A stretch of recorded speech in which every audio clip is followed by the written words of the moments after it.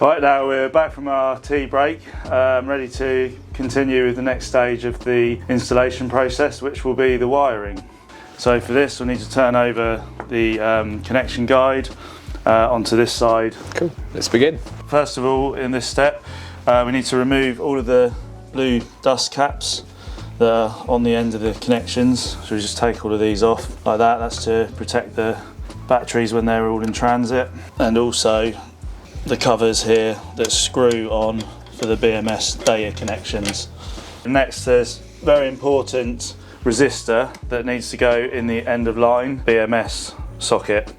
So it's just a little RJ45 plug in there with a resistor in it. It's very important to put this in now. If you lose it or if you don't put it in, then you'll have to take all the side covers off again once the battery's built, which is very annoying. Also some little waterproof caps which go into the bottom two plugs just to seal it in. Just a little tip, it's easier to put these cable ties in now before you put the cables in, so they just push in like that. I would get them started, but don't do them up all the way yet, so they're ready to just thread the cables through. Yeah, the first couple I did, I sort of tried putting these in after, and it's just so much more fiddly. Okay, so next we're going to start plugging the batteries into one another. You've got an earth lead here, positive and negative, and a data lead. Quite difficult to get this bit wrong because they will only go into the relevant plugs. Thread them through the cable tie and just start clicking them into position. The earth leads do require just screwing in. All of these caps are waterproof.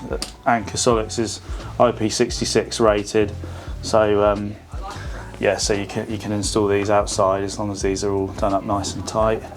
It's just worth mentioning that when installing this system in parallel, to maintain its IP66 rating, we're going to want to extend the RJ45 connection, and you can do that by cutting this cable, undoing these connectors, and making up your new RJ45 connection and putting on these extra covers for the plugs. And obviously with the RJ45 cable, we're also going to need to add our positive and negative PV cable, which is going to be in 8mm. Also, yeah, just to mention, down here there's two knockouts that you can take out here and here, obviously to get your cables between the two stacks. So next for the cable entry, another top tip I've got, it helps to use some 25mm flexible conduit to run your DC cables through. This cap that goes on at the end, it fits into there perfectly. It's probably the best way to bring your DC cables onto the power module. Next I'm going to plug in the DC connections for the solar PV into the power module. String 1 on the top, string 2 on the bottom.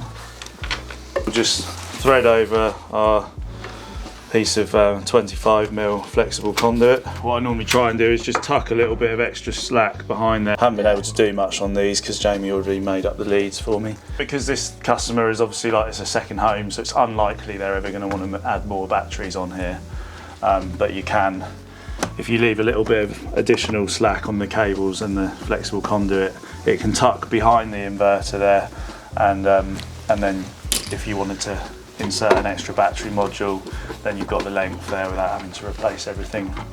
So next we're going to move on to the AC side, which is the right hand side of the battery stack.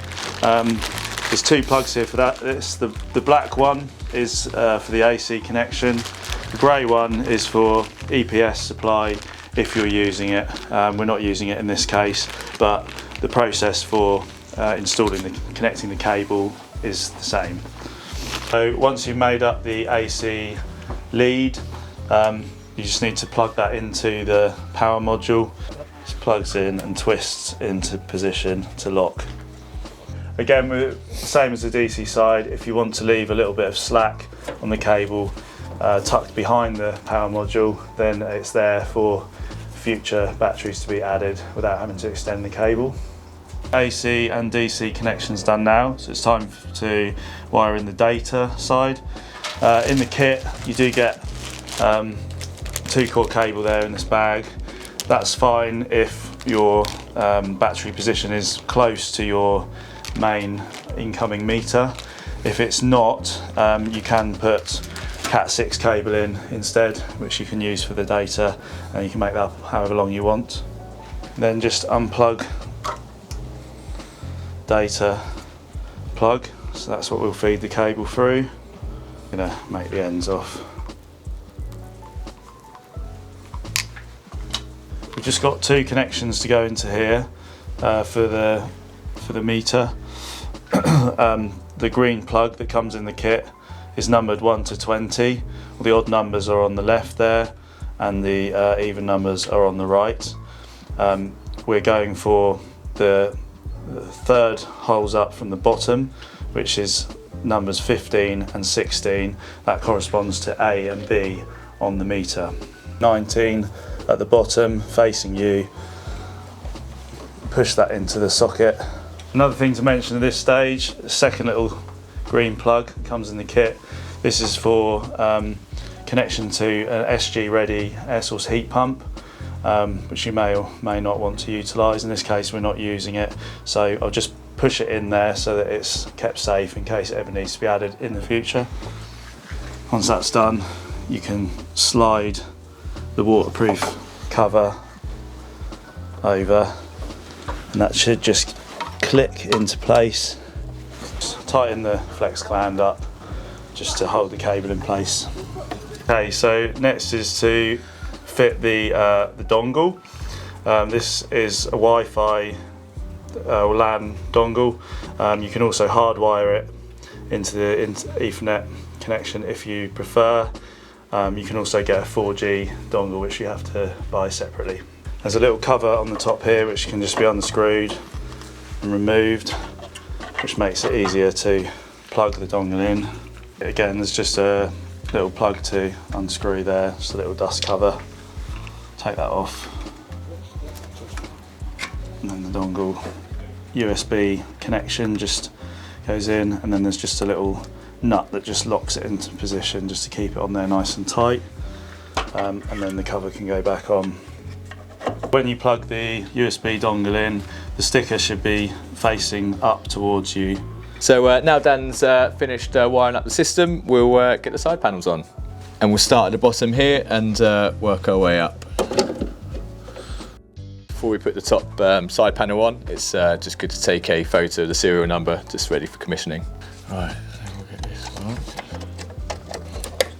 Just like that. The panels on the other side are the exact same.